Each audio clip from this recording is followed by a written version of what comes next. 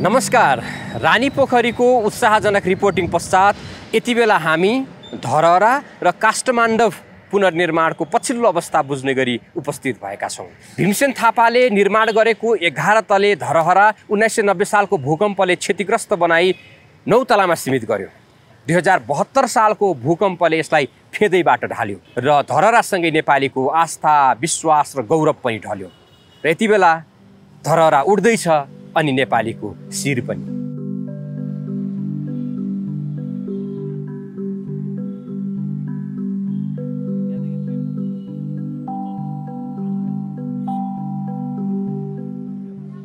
अहिले धरहरा पुनर्निर्माणको काम तल्लामा भन्नुपर्दा 12औं को काम भइरहेछ। अहिले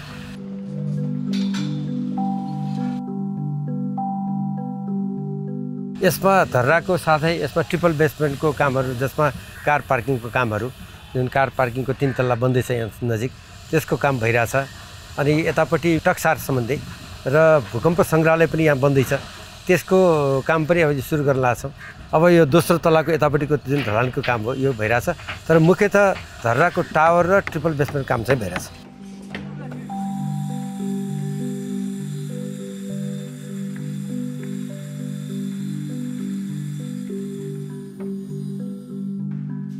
त्यति बेला 260 जना कामदारहरू थिए। अब यो कामदारहरूको सधैँ त्यति नै काम हुँदैन यहाँ। जस्तै कि आज अलि धेरै होला, ढलानको टाइममा अलि बेसी होला, कन्क्रिटिङको काम गर्न लाग्छ, फेरि मान्छे बेसी हुन्छ। तैपनि अहिले यताउति गरिकन 150 देखि 200 जनाको हाराहारीमा कामदारहरू छन्। उनीहरू यही खाने, यही बस्ने सबै, कोही पनि बाहिर जाने कोही पनि छैन। यसमा हाम्रो टुडखेलभित्र यार्ड छ, उहाँहरूलाई राख्ने ठाउँ पनि छ।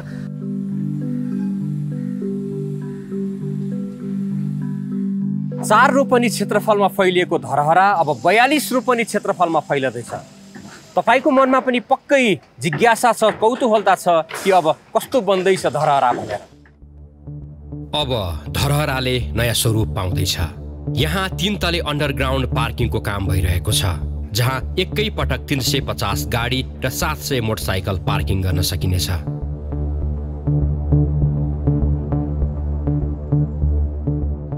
टक्सार भएको ठाउँमा भूकम्प सङ्ग्रहालय बन्नेछ। खिचा पोखरीबाट मचा ढोका हुँदै टुडीखेल सिधै निस्कने नयाँ बाटो निर्माण गरिँदैछ। गोस्वारा हुलाक भएको ठाउँमा 3 तलाको पार्किङ बन्दैछ, जसको माथिल्लो भागमा उद्यान हुनेछ। उद्यानको छेउछाउमा ढुङ्गेधारा, हरियाली, चमेना गृह हुनेछ। धरहरा छिर्न यहाँ निर्माण हुने पूर्वी गेटको प्रयोग गरिनेछ। गेटको छेउैमा उद्यान र उद्यानको छेउैमा वाटर फाउन्टेन हुनेछ। धरहरामा पढ्न, ध्यान गर्न, घुम्न वा बस्न चाहनेहरूको लागि सुविधा उपलब्ध हुनेछ। रेस्टुराँ, पुस्तकालय, सङ्ग्रहालय, प्रदर्शनी हलसँगै 18औं तलामा अवलोकन कक्षको व्यवस्था गरिनेछ। पछि निर्माण सम्पन्न भएको धरहरामा तपाईँ आउनुभयो भने सम्पूर्ण काठमाडौँको सुन्दर दृश्य देख्न सक्नुहुनेछ।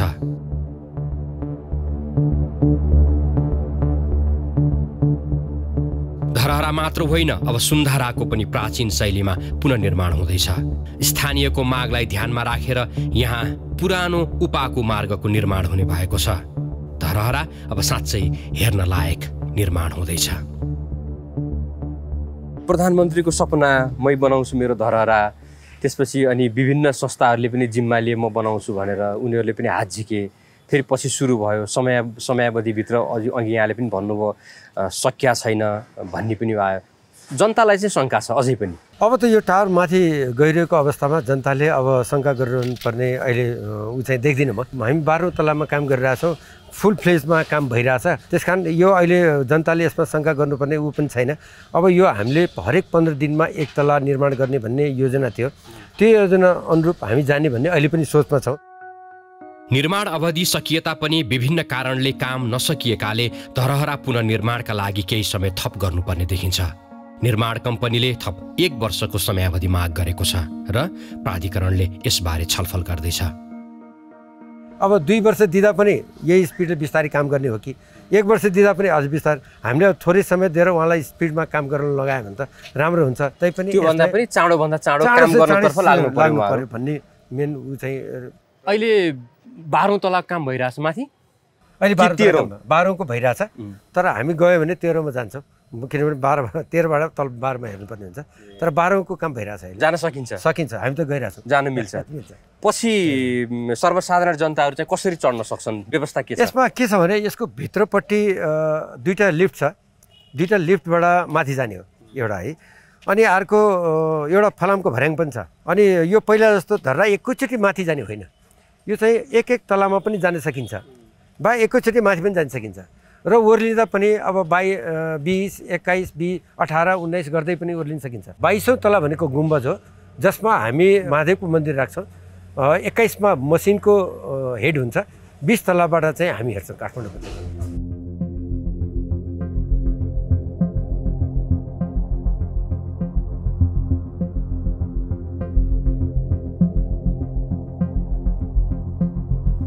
यति बेला हामी 6औं तलामा आइपुगेका छौँ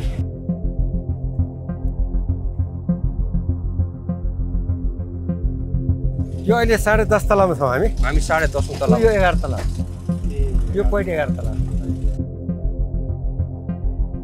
यति बेला हामी धरहराको 12औं तलामा हैन र सर हजुर सर 12औं तलामा आइपुगेका छौँ र अहिले 13औं तलाको काम 12औं तलाको काम भइरहेको छ गाह्रो महसुस भएको छ मलाई आफूलाई चाहिँ अब यहाँ चाहिँ गुणस्तरको कुरा आउँछ हजुर निर्माण सामग्रीहरू कस्तो प्रयोग भइरहेछ भन्ने कुरा आउँछ र 22औं तलासम्मको धरहरा बन्दै गर्दाखेरि त्यसको सुरक्षा कस्तो होला भन्ने कुरा आउँछ त्यसमा चाहिँ हामी कति सचेत छौँ अथवा कस्तो मापदण्डमा काम भइरहेछ गुणस्तरसँगको सम्बन्धित कुरा गर्नुपर्दा भनौँ अब यो अहिले यहाँ जुन डन्डी देखाएको छ त्यो डन्डी हामीले अब नेपालको उत्कृष्ट डन्डीमध्ये एउटा हो त्यो मात्रै नभइकन हामीलाई पनि निर्माणको दौरानमा जुन आइएस कोड अनुसार भनौँ वा नेपालको बिल्डिङ कोड अनुसार गर्नुपर्ने वा यसमा जति पनि क्रियाकलापहरू छ जस्तै कि टेस्ट गर्नुपर्ने डन्डीको टेस्ट गर्नुपर्ने सिमेन्टको टेस्ट गर्नुपर्ने गिटी बालुवा इत्यादिको सम्पूर्ण पहिला लगाउनुभन्दा अगाडि पनि टेस्ट गर्छौँ त्यो ल्याब हाम्रो यहीँ छ टेस्ट गर्छौँ त्यसबाट नपुगेर हामी गुणस्तरमा पनि लान्छौँ पुल्चोक क्याम्पसमा पनि लान्छौँ यसरी टेस्टहरू चाहिँ बार हाम्रो जति त्यो आइएस कोडले भनेको छ त्यसै अनुरूप हामीले टेस्टहरू गरिरहेको छौँ 22औं तलासम्म ढुक्क छ ढुक्क हुनुपर्छ किनभने काम हामी हेर्दैछौँ निगरानी पनि राख्नुपर्छ त्यो किनभने 22 तला नेपालको यो सायद पहिलो भवन हो जसमा हामीले नेपाल सरकारले बार एक भनौँ च्यालेन्ज जस्तो गरी बोलिरहेछ यो एउटा सिम्बोलिक भवन पनि हो यो भूकम्पबाट पूर्ण रूपमा सुरक्षित भवन हो यो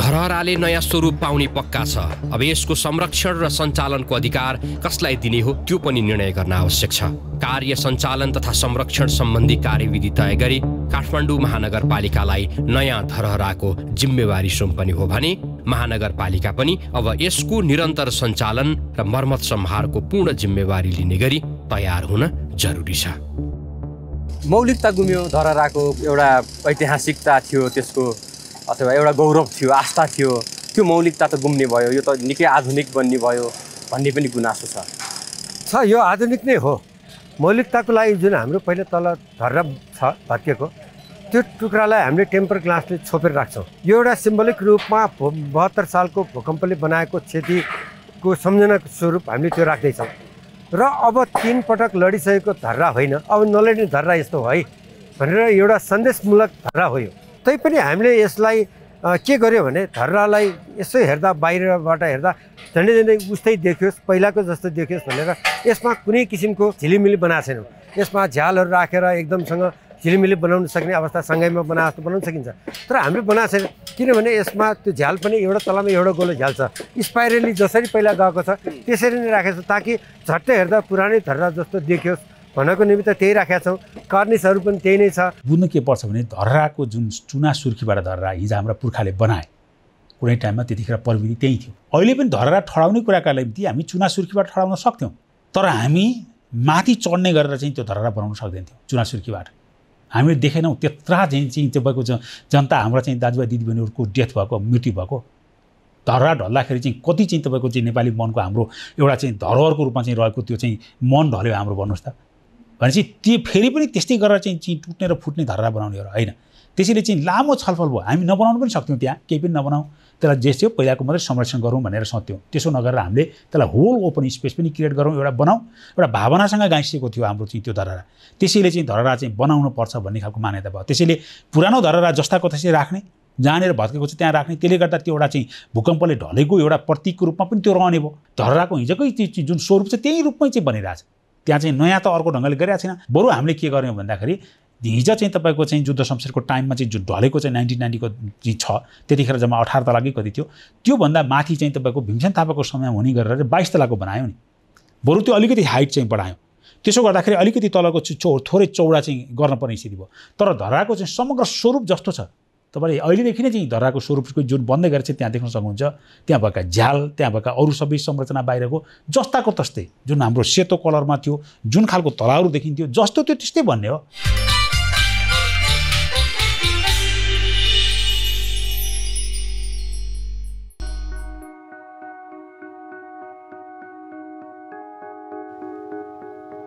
दर्शकवृन्द, यो काष्ठमाण्डव हो। ऐतिहासिक एवं पुरातात्विक महत्त्वको काष्ठमाण्डव पुनर्निर्माणको करिब 70% काम सम्पन्न भएको छ। काठमाडौँ महानगरपालिकाले काष्ठमाण्डव पुनर्निर्माण समिति नै गठन गरेर काष्ठमाण्डव पुनर्निर्माणको कामलाई तीव्रता दिएको हो।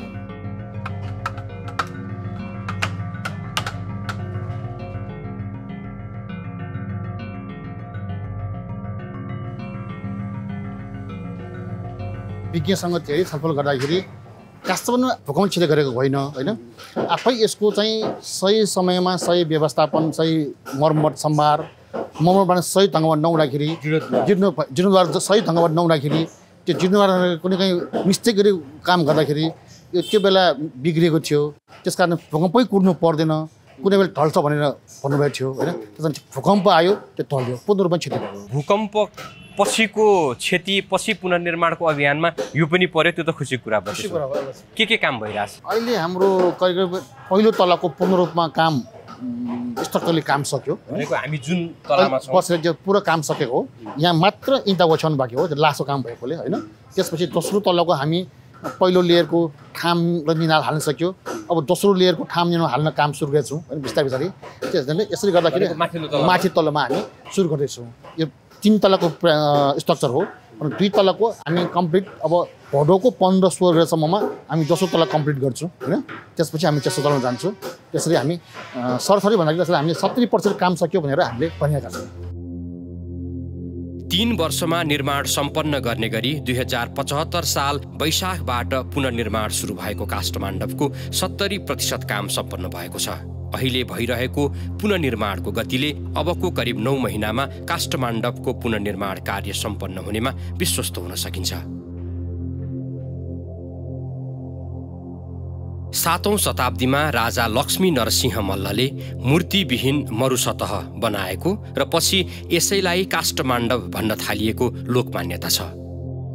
अहिले पनि अब त्यो बेलामा हामीले एउटै काठबाट बन्यो भन्दै गर्दा अहिले पनि काष्ठमाण्डव के एउटै काठबाट बन्छ त भन्ने खालको मान्छेको हुन्छ, जनताको अथवा मान्छेको अपेक्षा अथवा कसरी बन्यो होला भन्ने धेरैको अपेक्षा तपाईँ एकदम छ। अहिले पनि एउटा काठलाई बन्छ भन्ने अपेक्षा धेरैको छ होइन। त्यहाँ आउने मान्छे पहिले यस्तै बन्यो भने, तर अब त्यो त सम्भव छैन अहिलेको अवस्थामा होइन।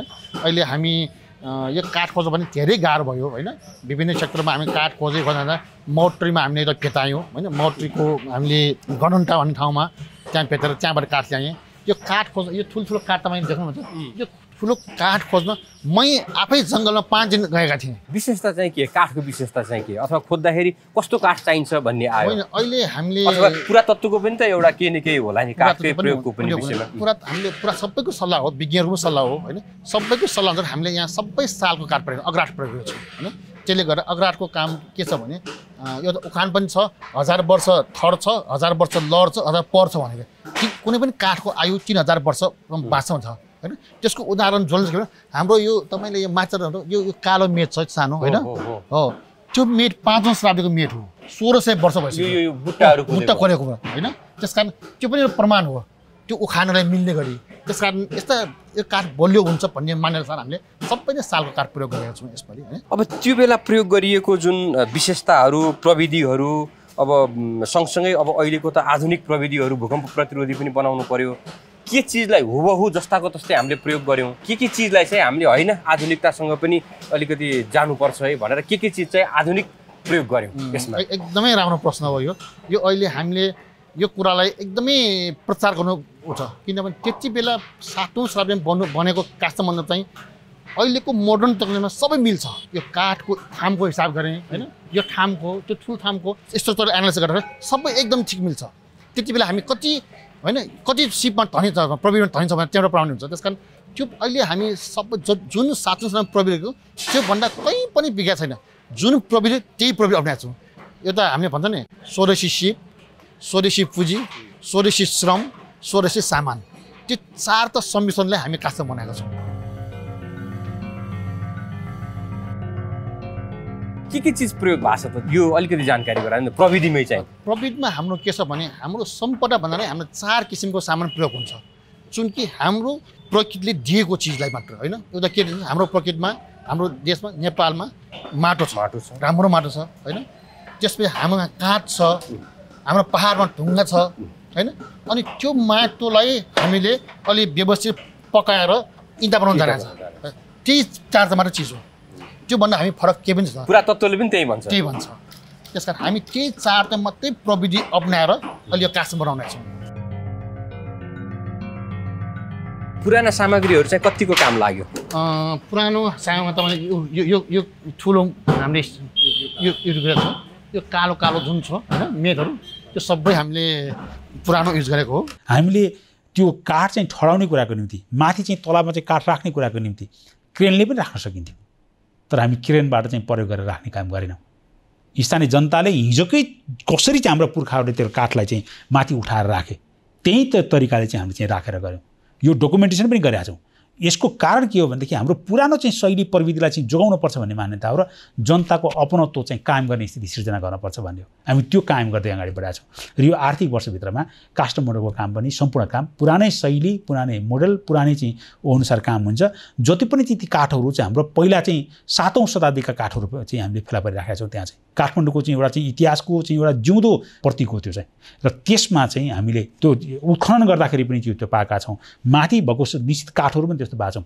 सम्भव भएसम्म हामी पुरानै काठलाई प्रयोग गरेका छौँ। अहिले हामी दोस्रो तलामा छौँ। यो दोस्रो तलामा माथि अझै एक तला जान्छ। माथि यहाँबाट फेरि एक तला हामी माथि जान्छ।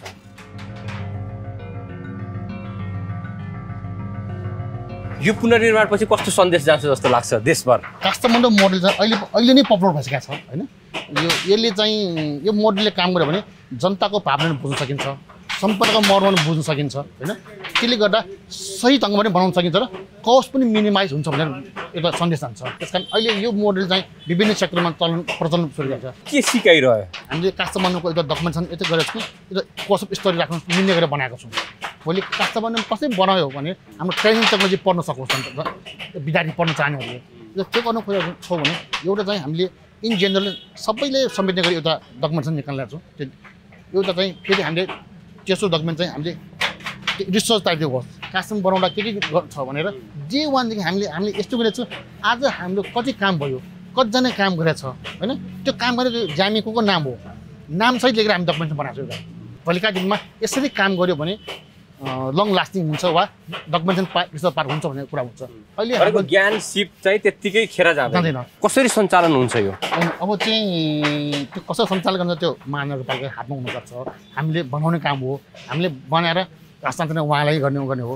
तर मलाई लाग्छ अब पहिला जसरी काष्ठमण्डपको महिमा महत्त्व नबुझेर हामीले जसरी छुरिरहेको छ अबका दिनमा त्यसरी नगर्दा राम्रो हुन्छ लाग्छ होइन। अब हामीले पनि के प्लान दिन ल्याएको छौँ होइन। सबैजना हामी मेन्टेनेन्स पार्टमा यति वर्षमा यहाँ यो काम गर्नुपर्छ होइन, यति वर्षमा यो काम गर्नुपर्छ, यो वर्ष यति गर्दा हामी क्यालेन्डर बनाएको छौँ। त्यो पनि उहाँलाई बुझाइदिन्छ। त्यो अनुसार हाम्रो यो मेन्टेनेन्स पास गर्यो भने यो सम्पदा लाइफ लङ हुन्छ। राष्ट्रिय पुनर्निर्माण प्राधिकरणको समन्वय र काठमाडौँ महानगरपालिकाको नेतृत्वमा पुनर्निर्माण भइरहेको काष्ठमण्डपको काम सकिएपछि यसको स्वामित्वको जिम्मेवारी महानगरपालिकालाई नै आउँछ।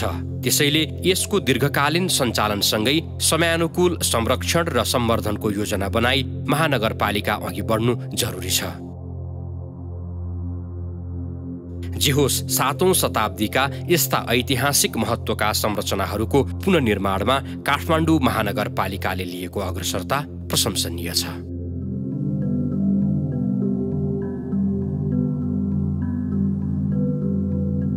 तपाईँ कार्यक्रम बलियो घर सुरक्षित नेपाल हेर्दै हुनुहुन्छ। अब पालो कोरोना सचेतनाको।